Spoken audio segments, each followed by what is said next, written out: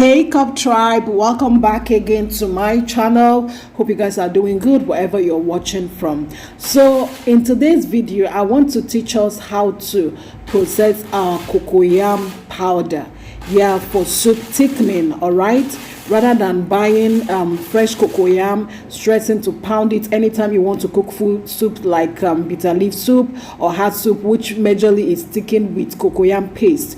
You just do the powder and save yourself the stress. All right, so on this channel I had earlier shown us the cocoyam when it was harvested, and I peeled it, washed it, and sun dried it. So done sun drying, this is now the milling. All right, and from the beginning of this video you could see how hard it was sounding, and when I tried to break one, it was so strong. Okay, so on a normal, this is supposed to even be taken to normal machine in the market, this heavy grinder, but I decided to do it here because I'm not always comfortable with their hygiene there. But it was quite heavy for this blender, but what can I do? So I tried by pulverizing it first, and then crushing it to a smaller chunk before properly blending. All right, and this is the second time. It still has some particles. It wasn't just smooth.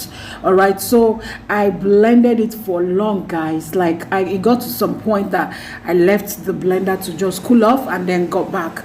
But this video doesn't have to be too long, so I had to compress everything. But I'm just telling you that if you don't have a strong blender that can blend this, when you're done sun drying, just take it to the market and use these heavy blenders to blend it. Did I say heavy blenders? Heavy grinders, that's what those machines are called, to blend it. So at this point I felt that I've gotten a bit smoothness that I can manage. And the dusting, guys, the dusting no be here. And I actually don't like dusting of any sort. So but yeah, you could see it's a bit smooth, and with this I think I'm good to go. So I turned it out here to still show you guys how powdery it turned out. But I know if this was done in the market with those heavy machine grinders, it would have been very smooth, to be like powder. But it's okay. It also came out nicely, but I felt the blender was stressed a lot. Okay, so I'm just going to turn it into this container and then cover it airtight and just store it for use anytime that I want to make soup. And guys, this is a time saver. I can tell you it's a time saver. So you could just do it. And I also found out that they've also started selling it in the market, but you cannot always trust the hygiene behind their own preparation. So why don't you do it at home?